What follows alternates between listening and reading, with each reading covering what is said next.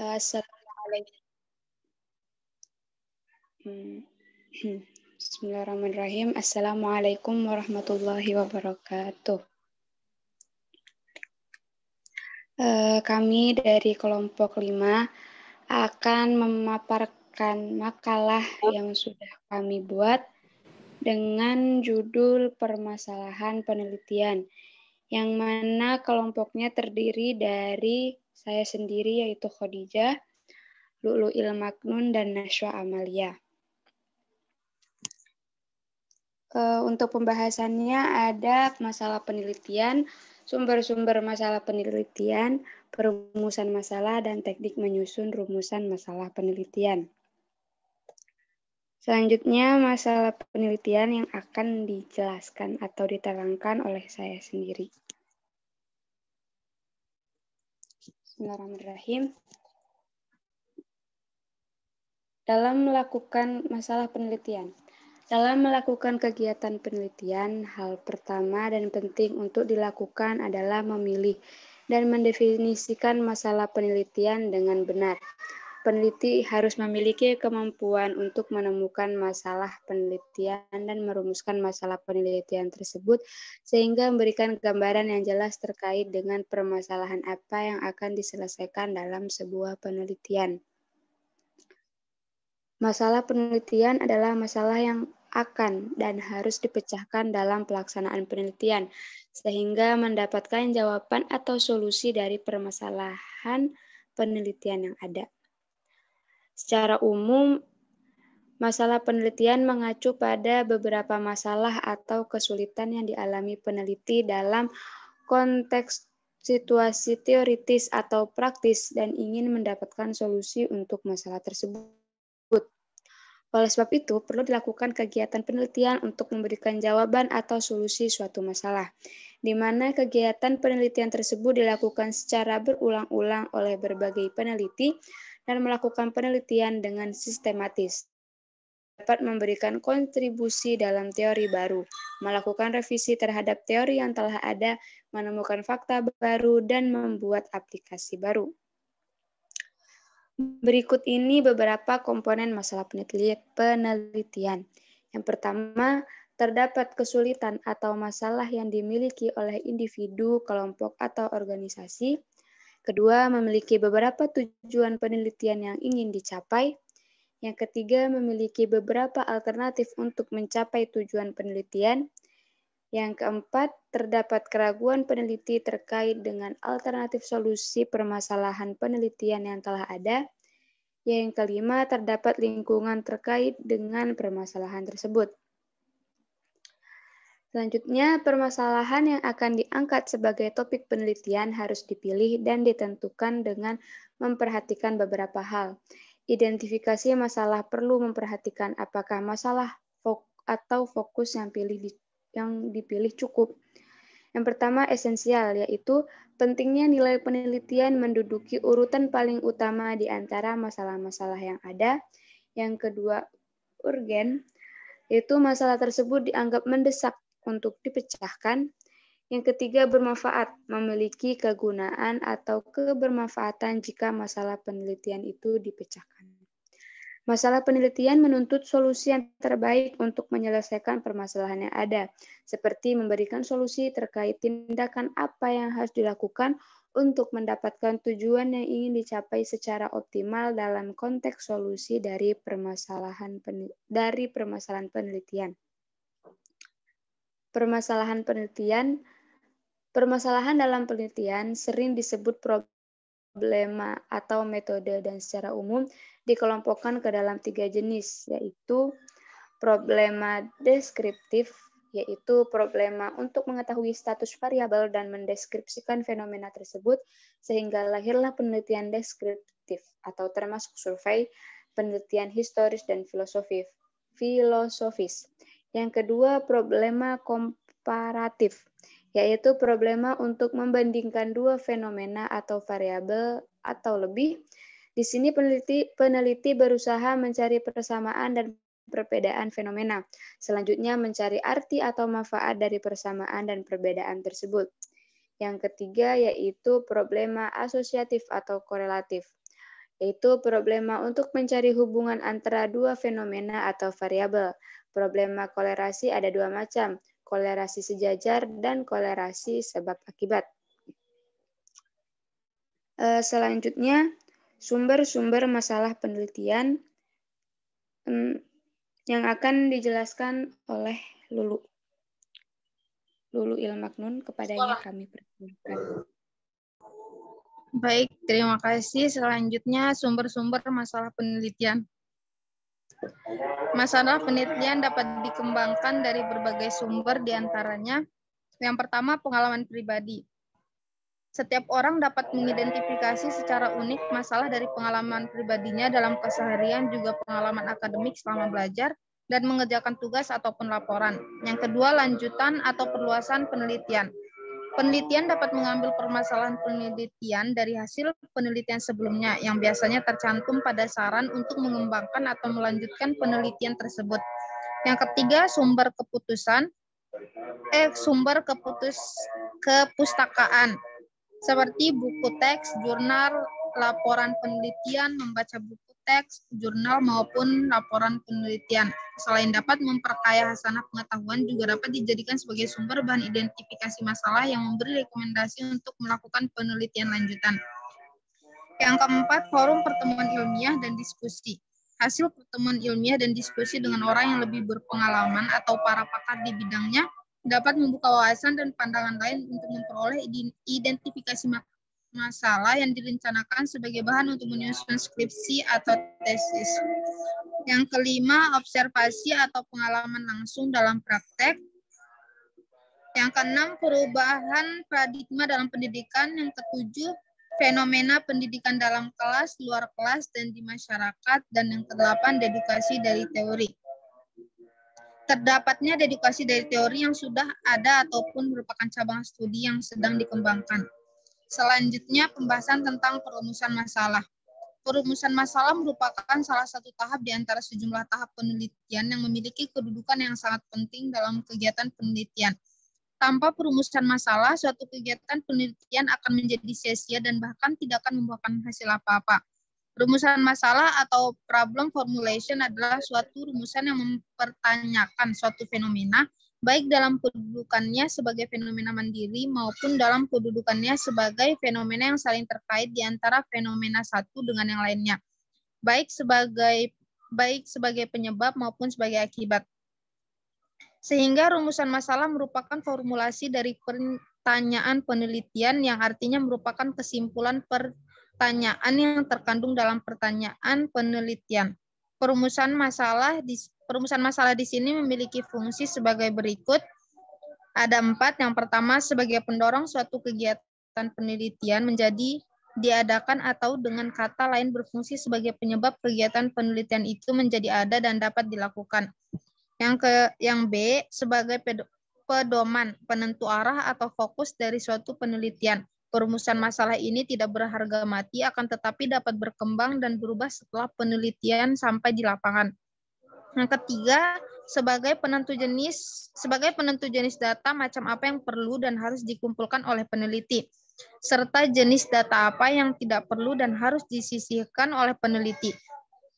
Dan yang keempat, dengan adanya perumusan masalah penelitian, maka para peneliti menjadi mudah dalam menentukan siapa yang akan menjadi populasi dan sampel penelitian.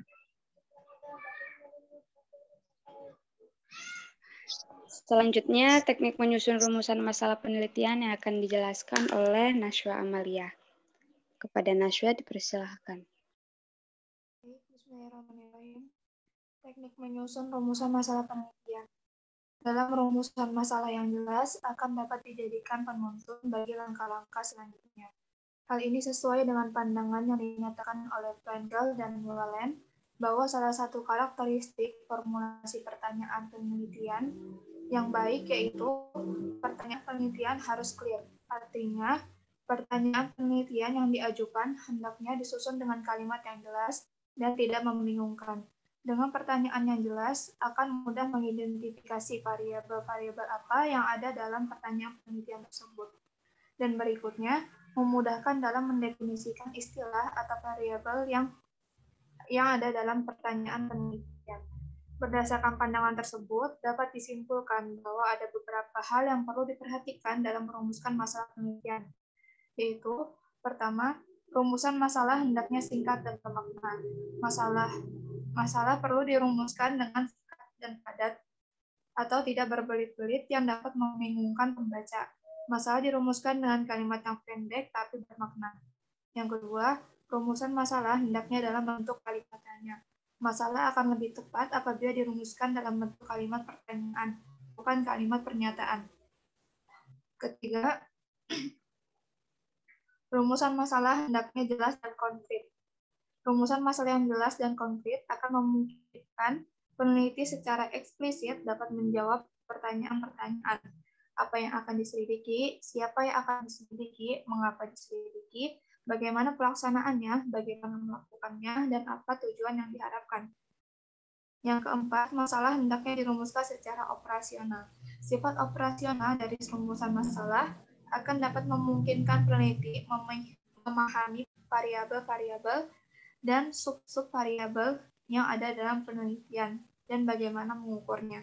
Yang kelima, rumusan masalah hendaknya mampu memberi petunjuk tentang memungkinkannya pengumpulan data di lapangan untuk menjawab pertanyaan-pertanyaan yang terkandung dalam masalah penelitian tersebut.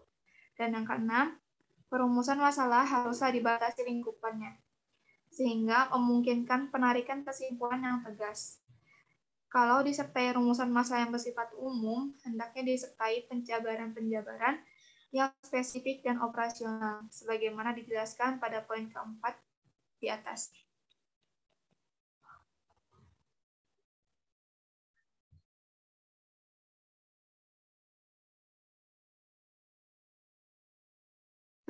Baik, sekian presentasi dari kelompok 5. Mungkin teman-teman ada yang ingin bertanya atau ada yang ingin menambahkan atau ingin menyanggah, dipersilahkan.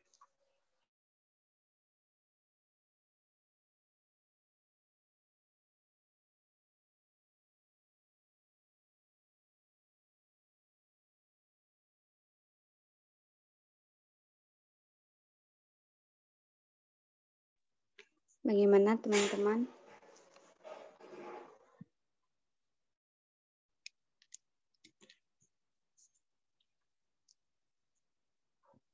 Atau mungkin dari Bapak?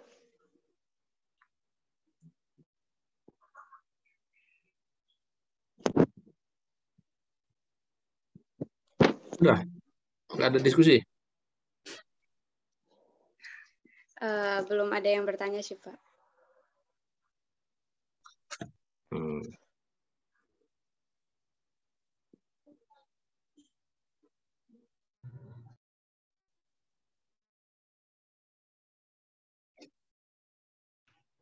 Makala izin bertanya.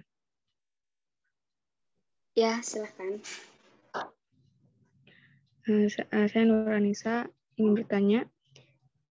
Tadi ada 3 problema ya. Ada problema deskriptif dan komparatif dan asosiatif. Yang ingin saya tanyakan itu seperti apa problema komparatif dan asosiatif. Mau minta contohnya di makalah. Baik. Ya, terima kasih. Sama-sama.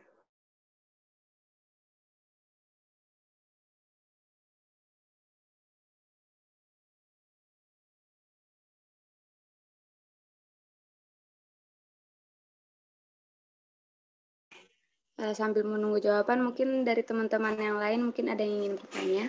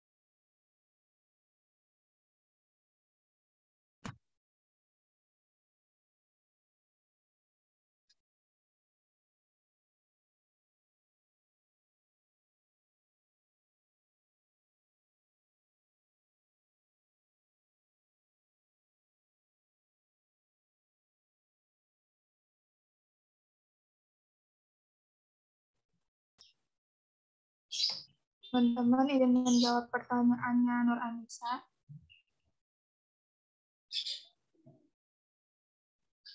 Pertanyaannya, contoh dari problema komparatif dan asosiatif ya.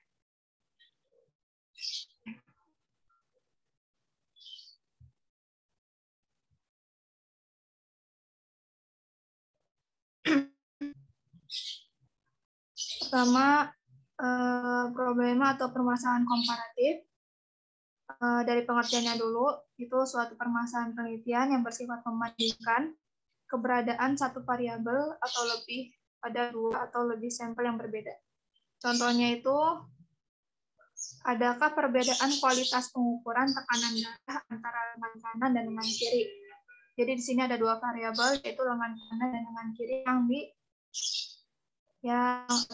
yang dibandingkan gitu.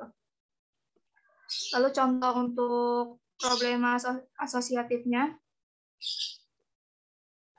dari pengertiannya yaitu suatu pertanyaan penelitian yang bersifat hubungan antara dua variabel atau lebih.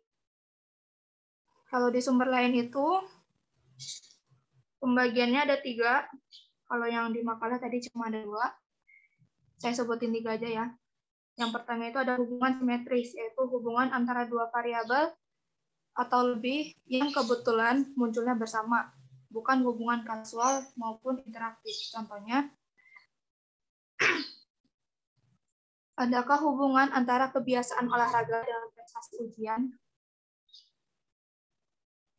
Lalu jenis kedua hubungan kasual, yaitu hubungan yang bersifat sebab akibat. Contohnya, adakah pengaruh plasebo terhadap penurunan nyeri aritis pada lansia? Lalu yang ketiga, hubungan interaktif. Yang ketiga, hubungan interaktif atau timbal balik.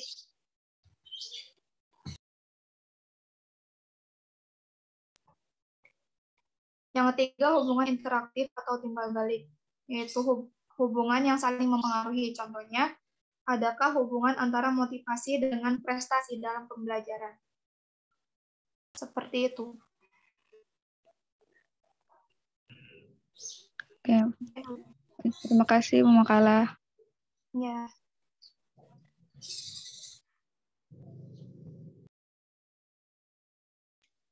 Baik, teman-teman, mungkin ada yang ingin bertanya lagi? Dipersilahkan.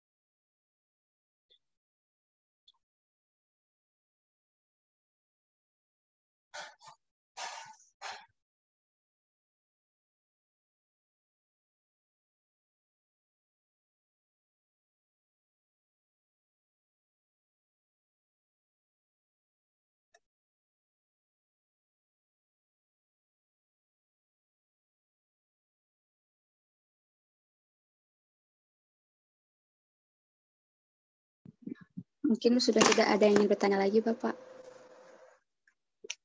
Sudah. Ya, sepertinya Pak sudah.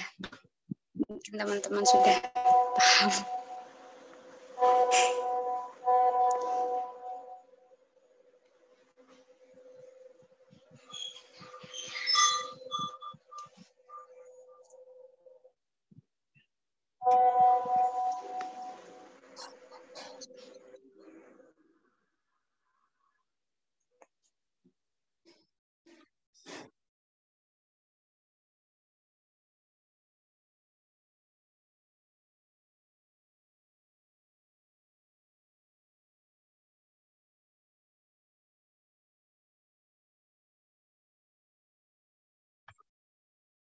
Bismillah, alhamdulillah, wassalatu wassalamu ala rasulillah wa ala alihi wa ashabihi wa man walah.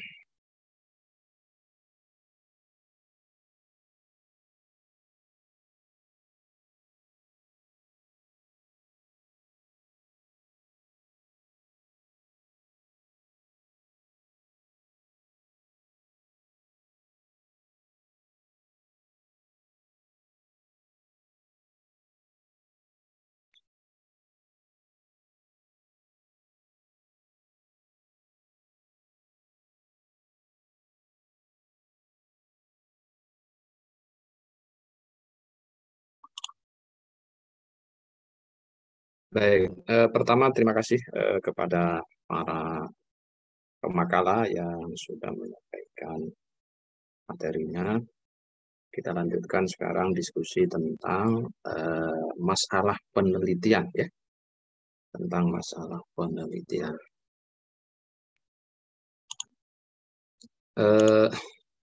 Sebagaimana tadi sudah disampaikan bahwa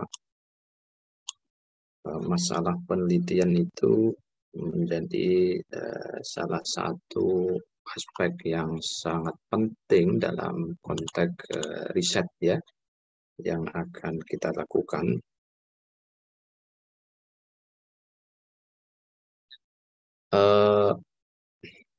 Bahkan ada yang mengatakan saking pentingnya rumusan atau masalah di dalam dunia penelitian, yang mengatakan ini ibarat jantung, ya. Kalau manusia tidak punya jantung, maka dia akan mati. Pun demikian halnya dengan riset atau penelitian, ketika tidak ada masalah, lalu masalah itu tidak dirumuskan dalam sebuah bentuk riset question yang baik, maka sebenarnya riset itu tidak punya jantung, ya. Sehingga dia ya tidak ada hakikatnya. Nah, oleh karena itu mengetahui masalah lalu mengidentifikasinya dan membuatnya dalam bentuk rumusan itu menjadi sesuatu yang niscaya dan sangat penting untuk kita lakukan. Maka yang pertama yang harus kita ingat bersama, apa sih masalah itu? Dengan mengetahui masalah, maka kemudian kita bisa mengidentifikasinya. Dalam beberapa literatur memang terjadi beberapa definisi, ya, tetapi definisi-definisi itu sebenarnya mengarah kepada makna yang sama, ya. Misalnya ada yang mengatakan bahwa masalah riset itu adalah terjadinya gap. Gap itu kesenjangan. Kesenjangan itu artinya ya ketidaksesuaian, ya. Terjadinya gap antara apa yang diharapkan dan apa yang senyatanya terjadi. Yang diharapkan itu dalam bahasa Latin disebut dengan das sollen, dan kenyataan yang terjadi itu disebut dengan das sein, ya. Jadi antara harapan, cita-cita yang diidealisasi itu tidak berbanding lurus dengan kenyataan atau realitas yang terjadi. Contohnya, cita-citanya atau keinginannya ingin setiap bulan mendapatkan target hafalan 10 juz. Tapi kenyataannya dalam setiap bulan hanya mampu katakanlah 2 juz. Nah, ini berarti terjadi kesenjangan, terjadi gap, terjadi perbedaan antara das sollen yang diharapkan, target yang dicanangkan, dengan das sein kenyataannya. Das sollennya pengen 10 juz per bulan, das seinnya kenyataannya menyebutkan hanya 2 juz. Ini masalah, ya. Nah, masalah itu bisa diteliti, ya. Dicari kenapa sih kok seperti itu, sebabnya apa, faktor yang mempengaruhi apa. Apakah karena ada faktor fisik, sering sakit atau kena musibah Omikron misalnya ya, sehingga menghalangi si fulan atau si fulana untuk mengejar target hafalan 10 juz setiap bulannya. Ataukah karena faktor psikologis misalnya, karena mengalami patah hati sehingga berpengaruh kepada semangat. Jadi hatinya terpatah-patah, tak lagi tunggal. Ya. Sehingga apa? Ngapalin Qur'annya ya ikut patah-patah gitu ya. Tidak lagi semangat untuk ngapalin. Ya itu kan prediksi-prediksi penyebabnya, faktor-faktornya. Nah, faktor-faktor ini nanti Anda riset gitu. Ya.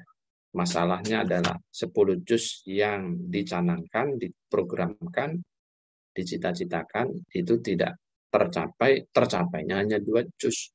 Maka Anda riset kenapa ini bisa terjadi. Lalu solusinya kira-kira apa? Nah, ada juga yang mendefinisikan terjadi gap antara kebutuhan dengan persediaan. Kebutuhannya misalnya mahasiswa ini dalam sebulan konsumsinya itu 1 miliar. Karena ada sekitar 1.000 mahasiswa di asrama. Kenyataannya biaya yang tersedia hanya 500 juta. Terjadi minus 50%, 500 juta minusnya. Nah, ini problem ya. Ini masalah yang seharusnya bisa kita dalami dalam bentuk riset. Nah, oleh karena itu hal-hal semacam ini harus diperhatikan. Lalu ada juga yang mengatakan ya antara yang seharusnya what should be ya dengan yang ada what it is. Yang seharusnya begini. Tapi kenyataannya yang ada begini. Misalnya Anda membaca dokumen, katakanlah kitab tafsir. Ya, dokumennya itu berupa manuskrip, katakanlah begitu.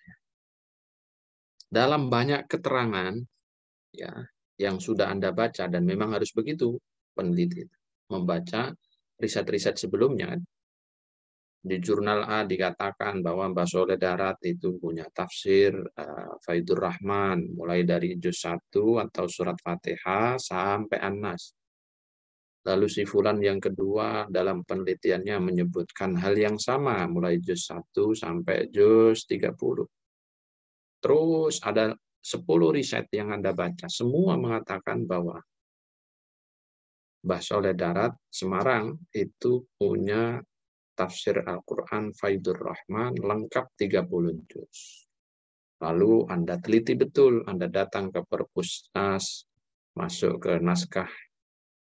Ternyata Anda temukan hanya sampai surat An-Nisa. Lalu Anda ke Semarang, ke Perpus di Semarang, Anda ke keluarganya Mbah Soleh Darat yang ada di Semarang, ke komunitas kopi soda yang concern di bidang manuskrip Mbah Soleh Darat Semarang. Semuanya tidak ada data yang menunjukkan 30 juz. Rata-rata atau semua pakar dan juga perpus yang Anda datangi itu hanya mampu menunjukkan berapa? Sampai surat An-Nisa saja. Misalnya begitu. Nah, berarti ini terjadi gap antara yang seharusnya 30 juz atau 114 surat, ternyata yang ada ya, yang Anda temui dokumennya hanya terdapat sampai surat An-Nisa. Manuskrip yang bisa diketemukan hanya sampai surat An-Nisa. Nah, ini masalah gitu ya. Karena itu harus Anda riset. Nah, misalnya begitu. Karena orang-orang sebelumnya dalam pernyataan riset mereka itu menyebut 30 juz ada kok. Semuanya 10 periset Anda baca hasil risetnya mengatakan itu. Loh, tapi kenyataannya tidak ada barangnya. Mana yang salah ini? Apakah yang salah adalah penulisnya ataukah penulisnya benar? Pada saat mereka melakukan riset itu memang ada 30 juz, lalu dalam perjalanan ternyata hilang misalnya. Nah, hal-hal semacam ini yang perlu Anda konfirmasi, Anda lakukan penelitian. Sehingga apa? Gap yang terjadi, kesenjangan yang terjadi, ketidakcocokan yang terjadi itu tadi bisa terjawab dan tertutupi. Jadi riset itu fungsi utamanya ya menjawab dan memberikan solusi terhadap gap atau kesenjangan yang terjadi tadi. Nah, tanpa mengetahui masalah, maka Anda tidak akan bisa melakukan kerja riset selanjutnya. Mau ngeriset apa, wong masalahnya aja nggak ngerti. Nah, gitu ya. Oleh karena itu, sekali lagi kata kuncinya untuk memudahkan ingat-ingat, apa sih masalah penelitian? Masalah penelitian adalah gap yang terjadi antara das sollen dengan das sein, antara harapan dan kenyataan, antara cita-cita dan realitas, antara yang seharusnya terjadi dengan apa yang ada. Nah, itu harus diingat-ingat. Nah, Pak, kalau cita-cita saya pengen suami ganteng, kaya raya, gitu ya, pinternya sundul langit, gitu ya. Tapi kenyataannya yang lamar saya tidak seperti itu. Ini masalah nggak? Ya masalah bagi kamu, gitu ya. Tapi nggak usah diriset kalau itu. Diterima saja, mumpung ada yang lamar. Nah, itu beda soal. Ya, itu masalah, tapi bukan masalah riset, ya.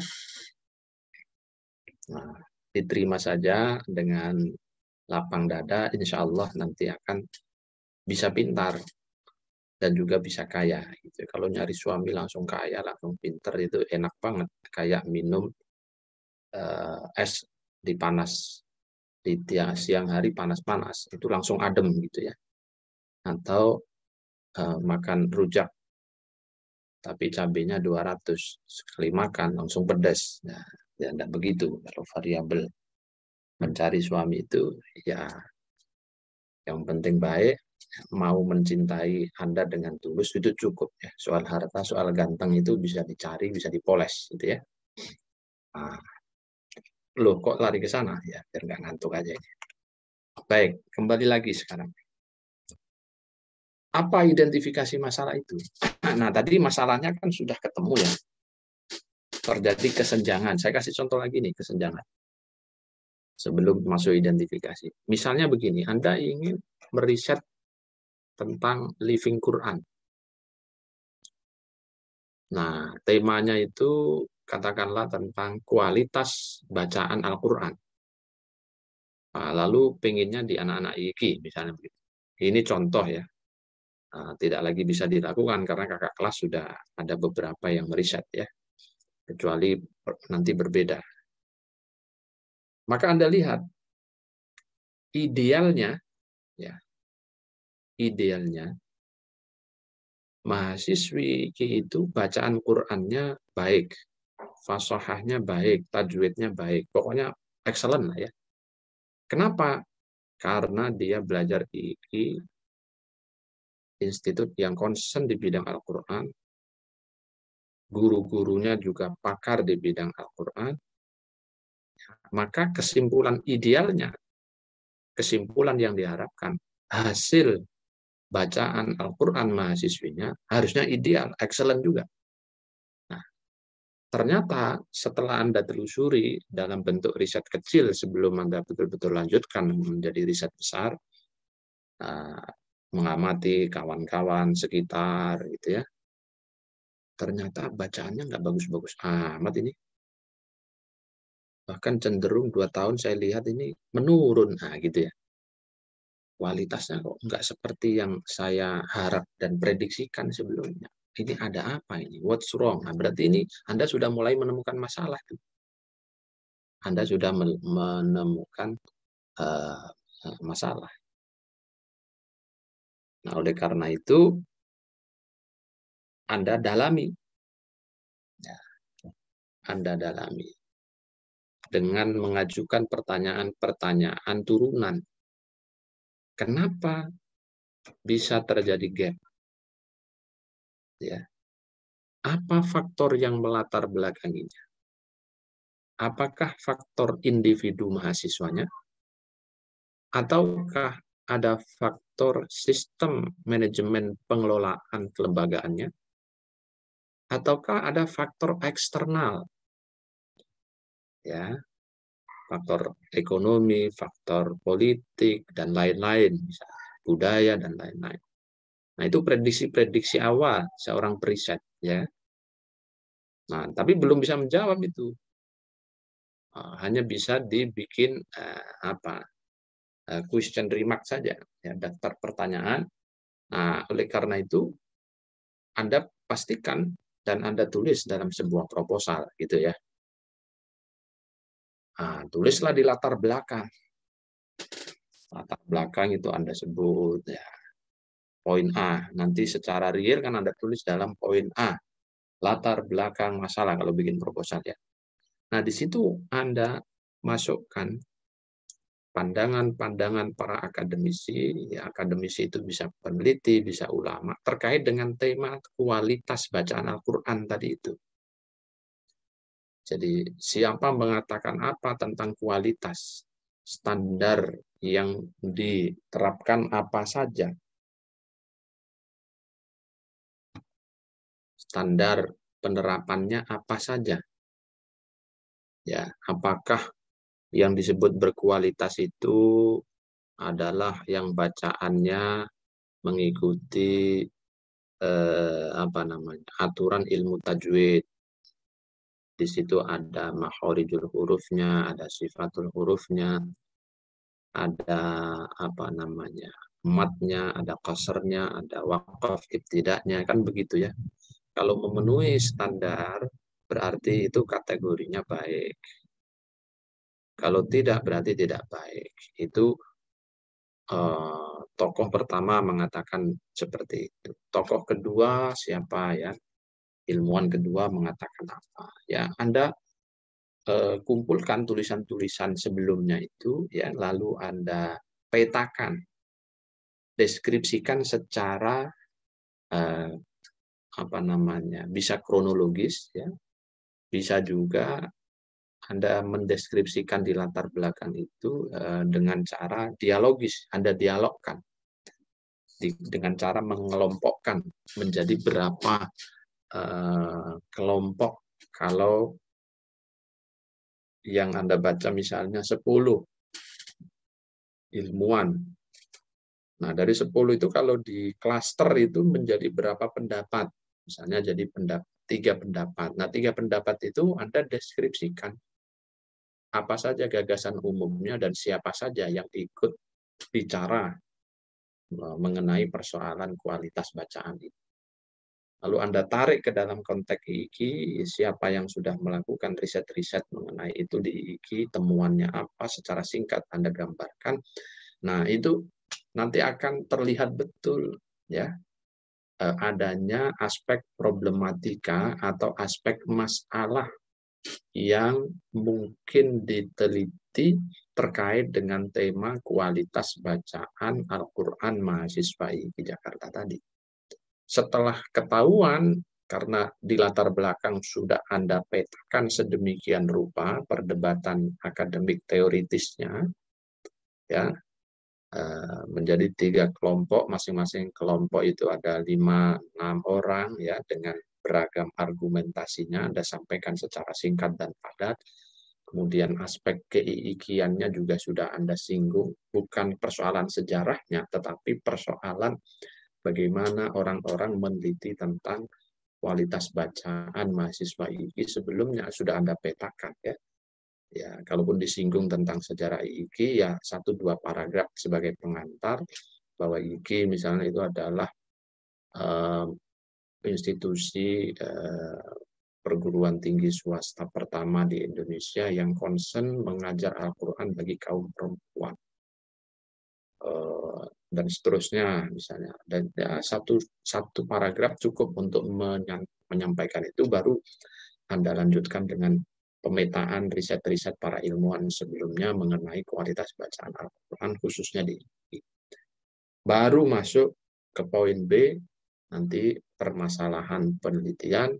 Nomor 1-nya itu ada identifikasi masalah. Nah, gitu ya, identifikasi masalah. Nah, itu contoh living. Nah, saya ingin nyontohkan yang lain. Nah, misalnya Anda melakukan riset mengenai penafsirannya siapa, Az-Zamakhsyari lah katakan begitu, terhadap ayat-ayat teologis, ayat-ayat ketuhanan.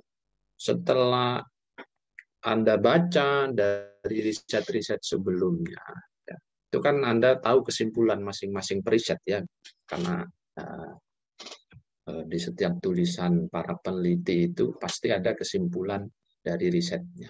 Misalnya ada 10 atau 20 riset sebelumnya sudah Anda baca mengenai Az-Zamakhsyari. Khususnya riset-riset mengenai pandangan teologis dalam tafsirnya Al-Kasyaf. Dari 20 riset yang Anda baca mengenai Zamakhsyari, lalu Anda petakan gitu, menjadi beberapa klaster pandangan umum mengenai Az-Zamakhsyari terkait dengan tafsir ayat-ayat teologis. Misalnya ada yang mengatakan Zamakhsyari itu dalam menafsirkan ayat-ayat teologis, nuansa ideologi kemu'tazilahannya itu sangat kuat. Nah, itu dibuktikan dengan hasil risetnya si fulan. Ya, saking kuatnya, maka tidak satupun ayat mengenai ketuhanan kecuali kemudian dibaca dengan perspektif teologi Mu'tazilian. Nah, itu satu pendapat yang terdiri dari beberapa ilmuwan. Lalu yang kedua, pemetaan yang kedua. Nah, di sisi yang lain ada riset-riset yang kesimpulannya itu menunjukkan bahwa Az-Zamakhsyari kendati pun Mu'tazilah, tapi dalam memaknai, menghadirkan penafsiran terhadap ayat-ayat teologis itu dia moderat dengan menukil keragaman pendapat tidak saja dari internal Mu'tazilah tapi juga dari non-Mu'tazilah, dari Asy'ari dia ngutip, dari Syiah dia ngutip, dan seterusnya. Ini kelompok kedua, siapa yang mengatakan itu? Lalu kelompok ketiga bagaimana? Nah, kalau peta besaran ini sudah Anda sampaikan di dalam latar belakang, ya kan? Nah, nanti baru masuk ke identifikasi masalah. Identifikasi masalah itu gampangannya adalah proses mengenali detail-detail masalah riset Anda. Jadi Anda harus mengenalinya. Dalam bentuk apa? Praksisnya adalah dalam bentuk pemetaan yang kemudian ditulis dalam pernyataan. Anda bikin kalimat-kalimat pendek yang isi kalimat itu adalah pernyataan ya terhadap berbagai macam masalah mengenai tema tersebut. Pertama tadi contohnya tema Living Quran, ya, khususnya mengenai kualitas bacaan mahasiswa ini. Yang kedua adalah temanya mengenai pandangan teologis Zamakhsyari dalam tafsir Al-Kasyaf. Nah, itu di breakdown menjadi beberapa daftar pertanyaan. Ya, daftar pertanyaan. Nah, pertanyaannya itu kemudian Anda tuangkan dalam bentuk pernyataan. Misalnya, kata dia Zamakhsyari,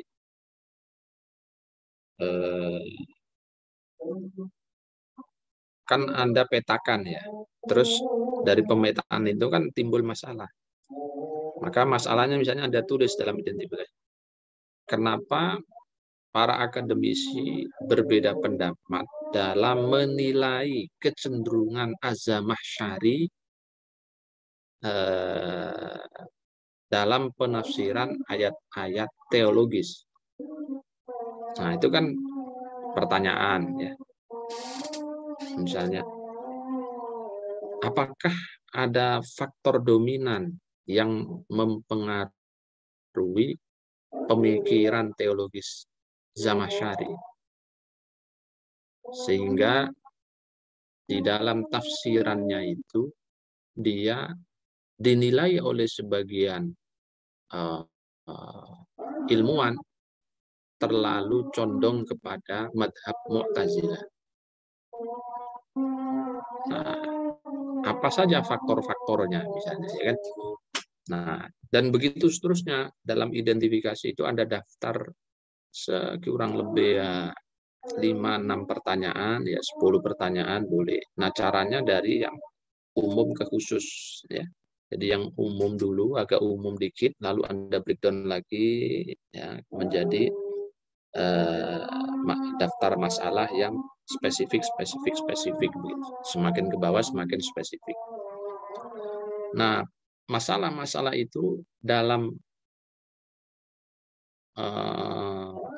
dalam dokumen proposal di poin B1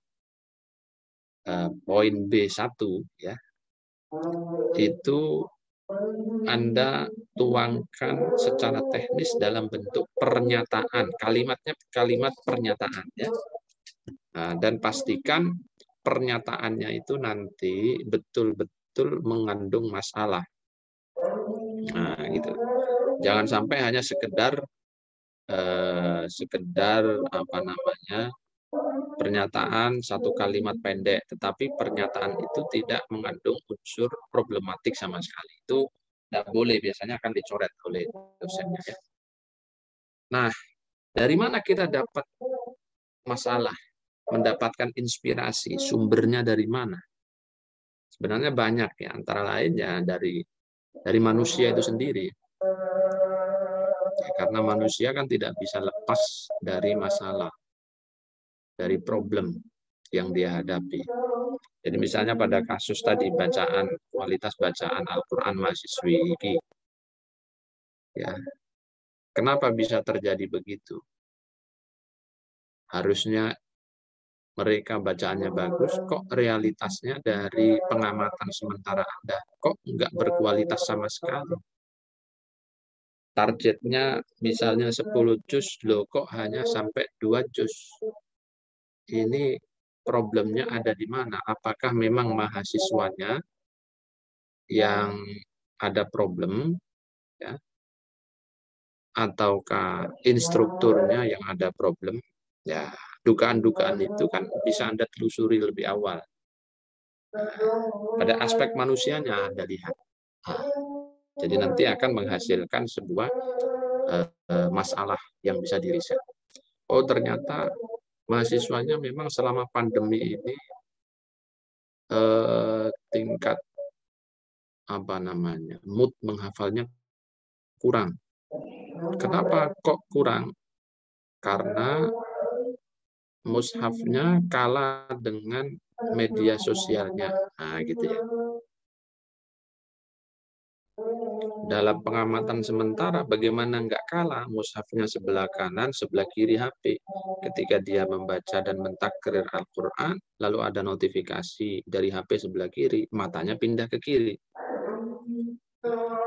Sehingga konsentrasinya yang dari biasanya 100% turun menjadi 40%. Ini problem manusia berarti, yang dipengaruhi oleh aspek sosiologis, dalam hal ini adalah HP. Nah, itu bisa, bukan masalah HP ini sepertinya, ya, tidak hanya HP. Ya, memang orangnya, semangatnya kurang. Ya, 2 tahun ini kualitasnya menurun jika dibanding dengan tahun-tahun sebelumnya. Memang misalnya motivasi dari dalam individu masing-masing mahasiswa ini kurang. Jadi bisa Anda gali dari apa yang Anda lihat, Anda saksikan dari orang-orang sekitar kita. Yang kedua, dari aspek cara, teknik, struktur kerja atau biasa disebut dengan program, ya. Mungkin programnya kurang menarik, gitu ya.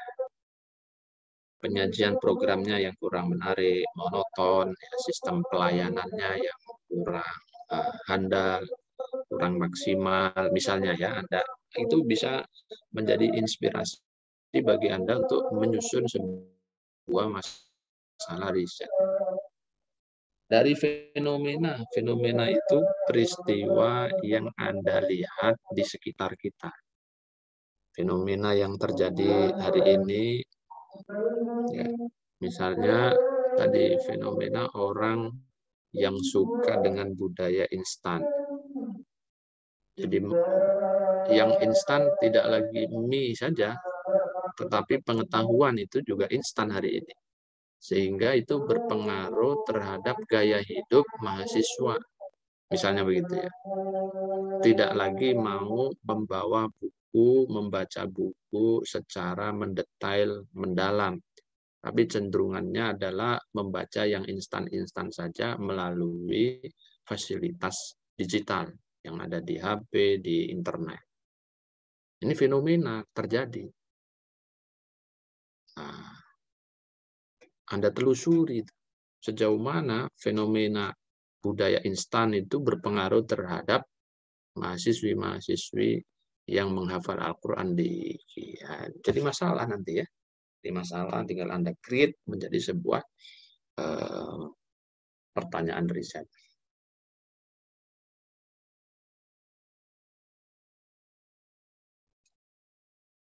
Oke. Kemudian ya ada tadi kesenjangan sudah ya, Dasarlan dan Dasain tadi. Ada informasi yang kontradiksi.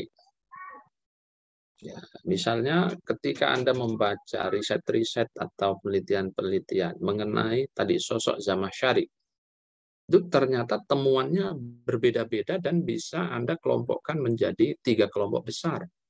Kelompok pertama mengatakan ya, dan itu jumlahnya ada 5 atau 6 riset setelah Anda baca, semua mengarah pada kesimpulan yang sama bahwa pandangan Az-Zamakhsyari terkait dengan ayat-ayat teologis itu adalah pandangan ideologis. Artinya apa? Menafsiri ayat ketuhanan dengan perspektif teologi Mu'tazilah. Itu satu kelompok yang Anda temukan. Lalu di sisi yang lain, itu ada para peneliti yang menyimpulkan dalam riset mereka bahwa Az-Zamakhsyari itu walaupun seorang Mu'tazili, tapi dia tidak terlalu Mu'tazilian. Dalam arti ketika memaknai ayat-ayat ketuhanan, dia tidak terlihat menggunakan usulul khamsah. 5 pokok teologi dalam ideologi Mu'tazilah. Tapi dia terlihat sangat moderat. Nah, ini kan kontradiksi ya. Temuan kelompok pertama dengan kelompok kedua terjadi kontradiksi informasi. Wah, ini menarik akhirnya. Kenapa kok para peneliti bisa berbeda-beda padahal kasusnya sama yang diteliti tentang tafsir ayat-ayat ketuhanan dalam tafsir Al-Kasyaf. Nah, Anda bikin proposal riset lanjutannya, gitu ya.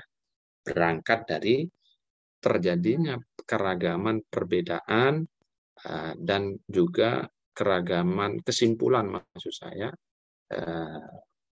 dari para periset sebelumnya mengenai Zamakhsyari dalam kasus penafsiran ayat-ayat ketuhanan atau ayat-ayat teologi. Nah, ada fakta yang perlu dijelaskan. Misalnya Anda menemukan ya pulang kampung membuka lemari ketemu satu kitab tipis 50 halaman tulisan tangan temanya tentang ulumul Quran. Wah, pas nih. Kebetulan saya dapat tugas bikin proposal dari Pak Ulin. Nah, ini ada manuskrip temuan. Nah, ternyata dibaca ini umurnya udah 50 tahun dan penulisnya adalah kakek buyut Anda. Wah, menarik. Ada fakta baru yang perlu diketengahkan, diinformasikan. Karena Anda peneliti, maka cara menginformasikan fakta itu adalah dengan apa? Merisetnya. Dengan pendekatan filologi, ada tahqiqnya. Nah, ada yang model begitu ya. Sumber masalah itu bisa didapatkan dari persoalan-persoalan semacam ini.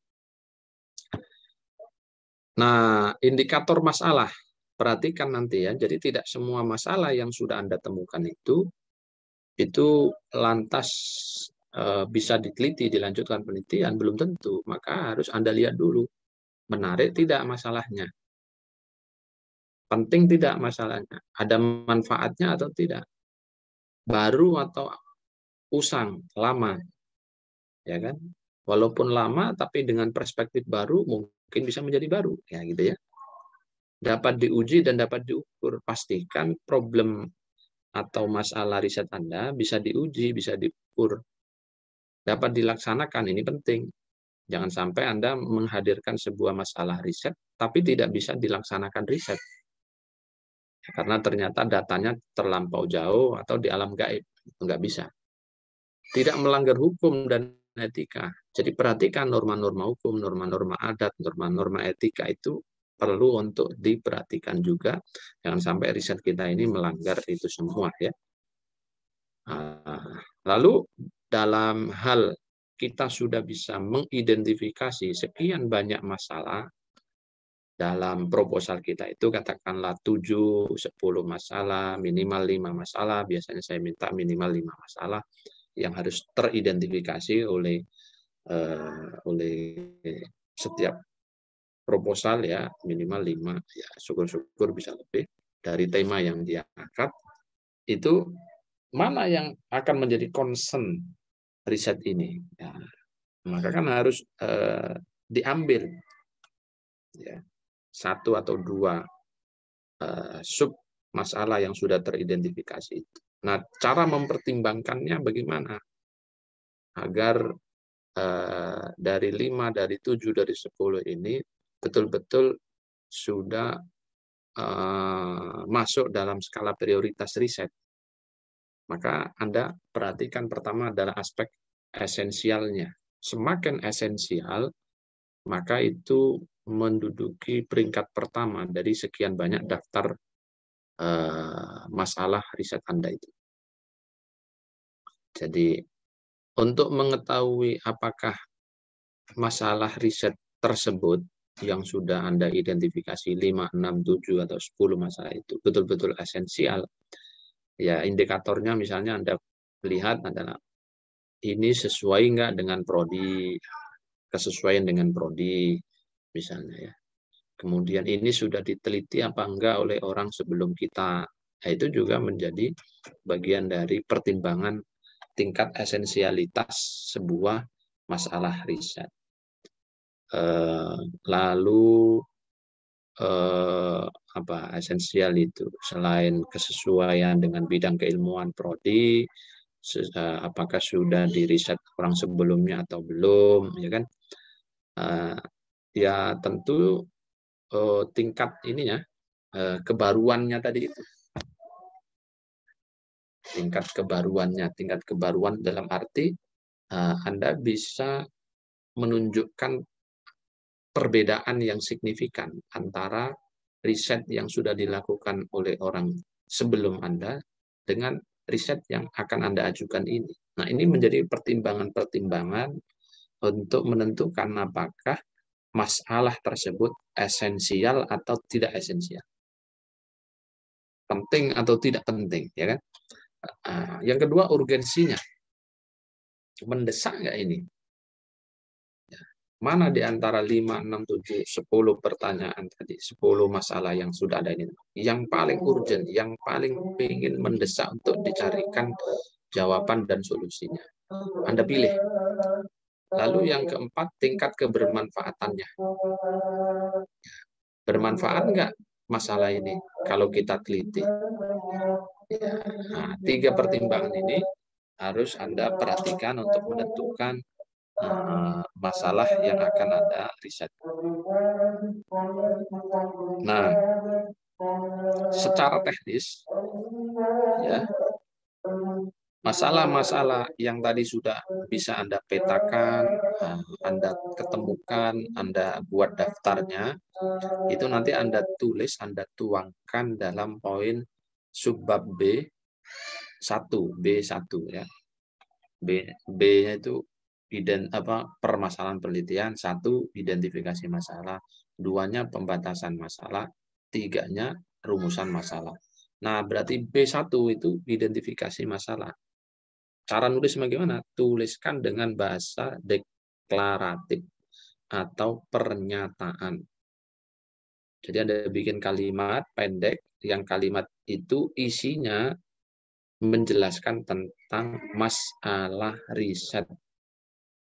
Ya, masalah yang bisa diteliti terkait dengan tema yang sudah Anda diskusikan di latar belakang, masalah riset. Ya. Lalu disusun dari masalah yang umum ke masalah yang khusus yang tadi saya sebut piramida terbalik. Jadi nomor 1 itu agak lebih umum, nomor 2 lebih khusus, nomor 3 khusus lagi, nomor 4 khusus lagi, nomor 5 paling spesifik gitu ya, masuk pada kasus tertentu. Jadi urutannya kira-kira begitu. Pun demikian nanti ketika menjelaskan pemetaan perdebatan akademik di latar belakang. Itu dari umum dulu, paragraf-paragraf pertama, tapi jangan terlampau jauh dari tema. Lalu mulai khusus, spesifik. Lalu yang ketiga, caranya gunakan bahasa yang baik dan benar. Indikator baik dan benar, 1, mengikuti PUEBI, Pedoman Umum Ejaan Bahasa Indonesia. Merujuk kepada KBBI, ya, merujuk kepada pedoman penulisan skripsi yang ada di IKI tahun 2021. Ya. Dan pedoman-pedoman aturan-aturan legal formal lainnya itu Anda rujuk, Anda ikuti. Termasuk tata cara pengutipan, transliterasi, dan lain-lain, itu juga diikuti dalam teknik penulisannya. Ini harus betul-betul diperhatikan ya. Lalu contohnya bagaimana? Misalnya ini contoh identifikasi masalah ya. Mufassir belum memenuhi kriteria akademik yang dipersyaratkan. Nah, pernyataan ini kan pernyataan problematik, menunjukkan masalah yang bisa diteliti. Tapi ini tidak ujuk-ujuk ada. Nah, gitu ya. Dari mana kalimat ini? Ini adalah hasil ya kreasi dari seorang peneliti setelah dia menyampaikan data-data dan mendiskusikan data-data itu di latar belakang, di poin A, latar belakang masalah. Jadi Anda diskusikan, misalnya di latar belakang Anda sebutkan bahwa para ulama berbeda-beda di dalam menyebutkan atau berbeda di dalam pandangan mengenai seorang mufassir. Apakah semua orang boleh menjadi mufassir atau tidak? Sebagian mengatakan boleh, sebagian mengatakan tidak, sebagian boleh asal memenuhi syarat. Lalu Anda sampaikan yang mengatakan itu, misalnya Asyuti menyebut ada 15 syarat. Ya 15-nya nggak usah dicantumkan karena sudah umum ya. Ya cukup dikasih footnote, lihat pada Al-Itqan halaman sekian di antara syarat itu bla bla bla bla bla. Tapi nggak usah ditulis 1 2 sampai 15 ya, menghabiskan halaman. Oh, di sisi yang lain apa yang dikatakan Asyuti juga itu dikuatkan oleh siapa? Al-Itqan ya, Amanul Qattan, oleh Subhi Soleh dan lain. Jadi Anda petakan diskusinya di latar belakang, baru masuk kepada kasus. Misalnya Anda kasusnya itu ingin meneliti tentang syahrur. Ya kan? Jadi metodologi penafsiran syahrur misalnya ya, dalam kitab Al-Quran, Alkitab wal Quran. Nah, baru setelah tadi tentang syurutul mufassir, peta akademiknya sudah Anda petakan, baru masuk penjelasan tentang syahrurnya, ya sekilas tentang syahrur, tentang buku Alkitab Al-Quran, nah, bagaimana riset-riset mengenai syahrur yang sudah dilakukan sebelumnya Anda petakan di latar belakang bagian yang kedua.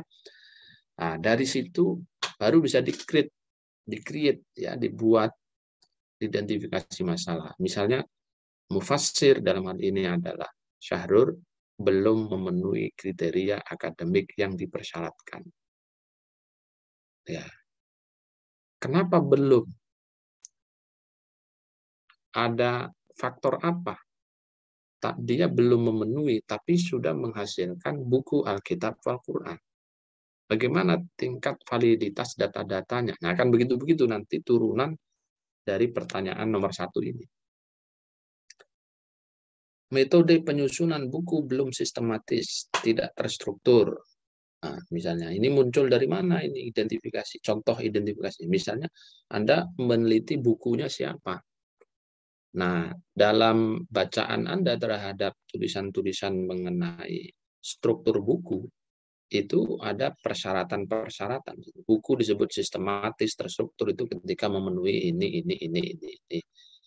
Itu berdasarkan pendapatnya siapa, lalu pendapatnya siapa lagi. Nah, itu di latar belakang sudah Anda diskusikan, Anda petakan, baru diidentifikasi masalah, Anda masukkan.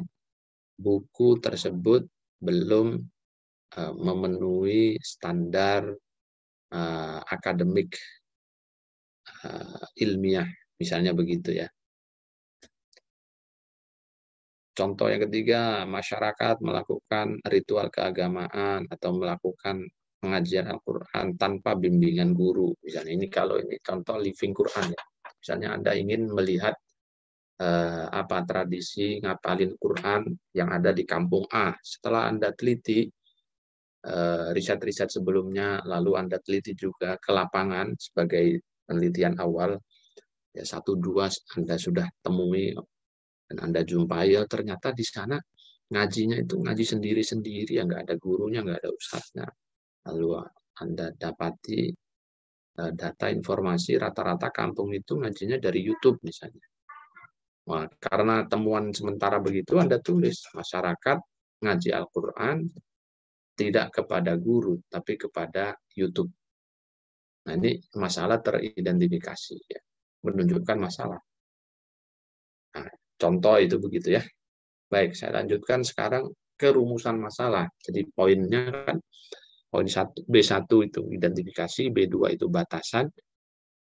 Nah, nanti B3 itu baru rumusan masalah.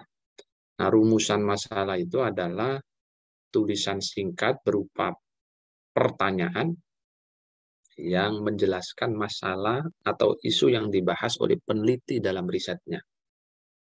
Letaknya di bagian awal, tepatnya B3 ya. Kalau dalam struktur proposal di IG itu B3 ya. Nah, cara membuat rumusan bagaimana? Anda tulis rumusan itu dalam bentuk pertanyaan, istifham, question ya.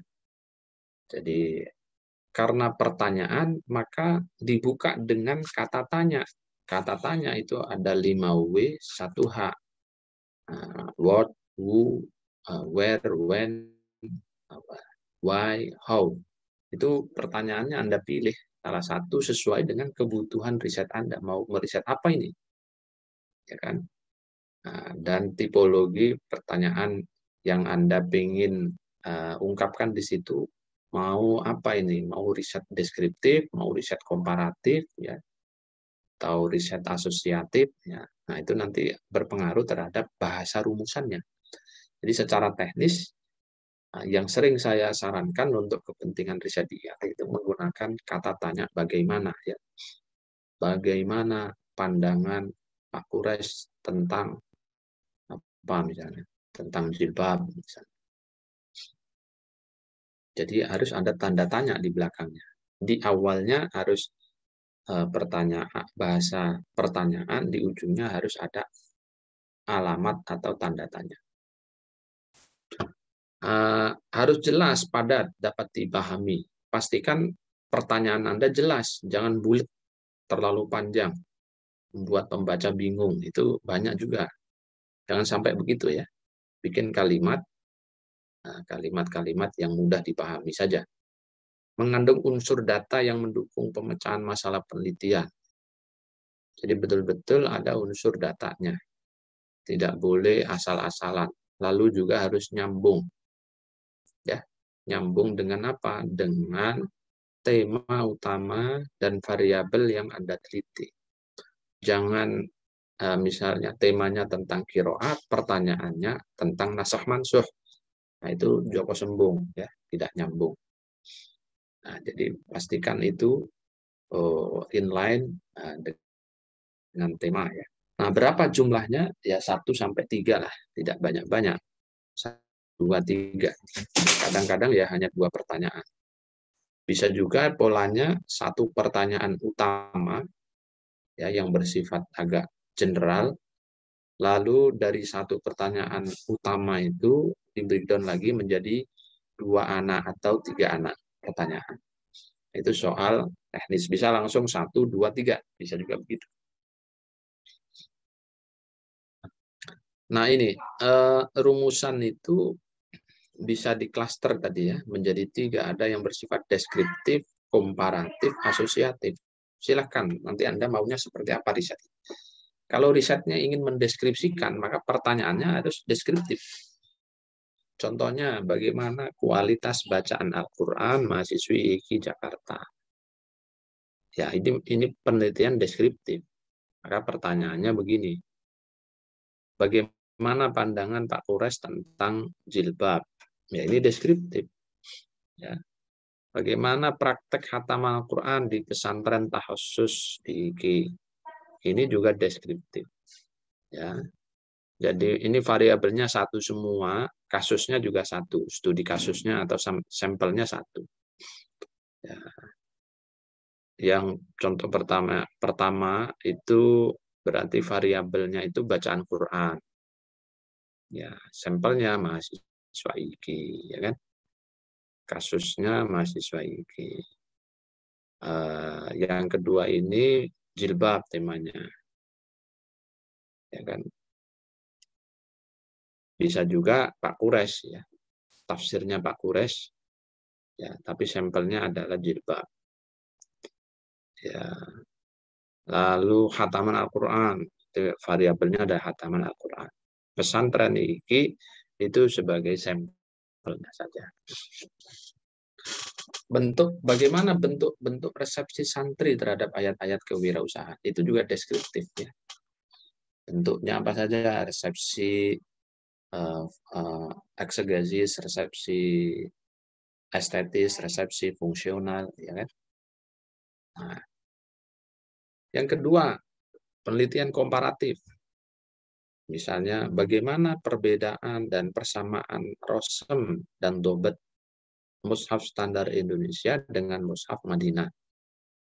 Nah, Anda jangan teliti ini sudah banyak penelitiannya, ini hanya contoh saja. Ini pertanyaan komparatif, ya. Anda tanya persamaan perbedaan Rosem dan Dobet. Nah, variabelnya Rosem dan Dobet, ya. Objek yang akan Anda teliti. Nah, kasusnya di mana?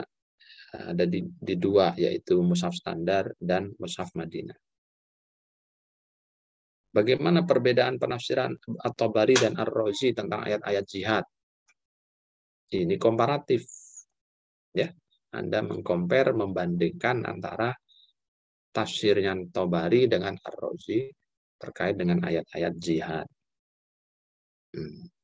Kalau asosiatif itu sama dengan korelasional, ya, hubungan atau relasional, ya. Nah, ada 3 sebenarnya, tetapi yang sering dipakai kalau pertanyaan asosiatif dalam konteks riset IAT itu hanya yang asosiatif kausal, sebab akibat. Misalnya, bagaimana pengaruh ragam qiraat Al-Quran atau ragam bacaan Al-Quran terhadap penafsiran. Nah, sebutkan misalnya tafsirnya siapa? Penafsiran Abu Hayyan tentang ayat apa? Ayat-ayat hukum misalnya. Nah, ini asosiatif kausal, sebab akibat, ya. Ini yang sering digunakan di IAT. Untuk yang 2 sisanya biasanya dipakai kawan-kawan tarbiyah gitu yang sering, ya. Nah, kalau asosiatif kausal ini ya karena kausal sebab akibat, berarti tingkat variabelnya itu ada yang independen, ada yang dependen, ada yang mempengaruhi dan ada yang dipengaruhi. Kalau dalam contoh ini, yang mempengaruhi itu adalah bacaan Al-Quran. Yang dipengaruhi adalah penafsiran. Makanya variabel bacaan Al-Quran itu disebut dengan variabel independen, karena dia bisa mempengaruhi. Sementara penafsiran Al-Qurannya itu disebut variabel dependen, tergantung, terikat, istilah yang lain, atau terpengaruh. Nah, ini asosiatif kausal. Jadi seberapa besar pengaruh qiraat Al-Quran terhadap penafsiran. Ya kan? Berarti yang bisa mempengaruhi, yang aktif itu bacaannya, yang dipengaruhi, yang pasif itu adalah penafsirannya. Nah, ini contoh rumusan dengan beragam model riset, ya, antara deskriptif, komparatif, asosiatif. Kalau ada yang tanya, Pak, dalam satu riset bisa nggak menggabungkan ini? Silahkan saja, sangat boleh. Yang penting Anda mampu. Nah, biasanya yang saya sarankan minimal gabungan dari deskriptif dan komparatif, yang sering saya sarankan dalam menyusun rumusan nantinya. Ya. Kan tadi ada 2 atau 3 rumusan. Jadi rumusan pertama sifatnya deskriptif, rumusan kedua biasanya komparatif. Biasanya begitu. Ya, ada juga yang hanya kalau risetnya itu riset-riset permulaan, ya boleh juga hanya deskriptif. Nah, ini beberapa tambahan penting ya yang perlu diingat dan perlu saya sampaikan, dan kalau masih ada hal-hal yang ingin ditanyakan, saya persilahkan.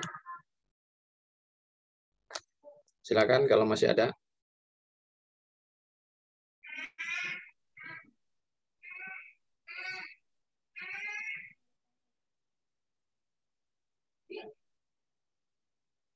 Halo.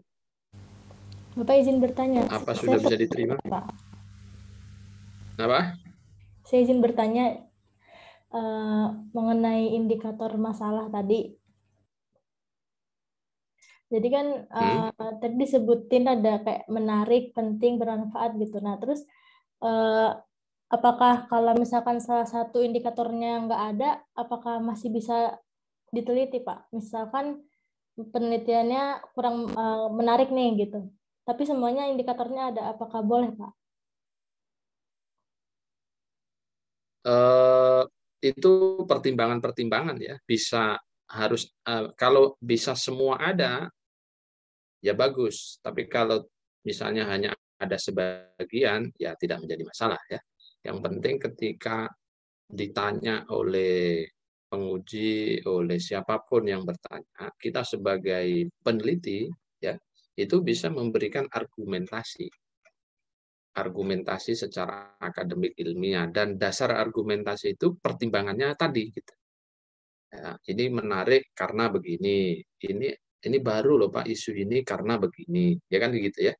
Jadi itu dasar-dasar yang kita pakai untuk berargumen, untuk meyakinkan setidaknya kepada reviewer atau kepada penguji atau kepada dosen, dan juga kepada pembaca tentu saja. Nah, soal apakah semuanya harus ada atau tidak tergantung masing-masing tema yang diangkat dan kekuatan dari peneliti untuk mengungkapkan. Ya, kalau nggak bisa semuanya ya paling tidak 3-4 poin itu sudah cukup gitu ya.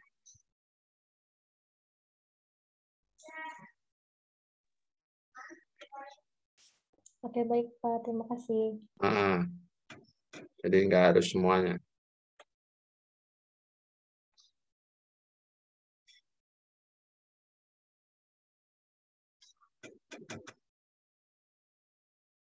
Ada lagi?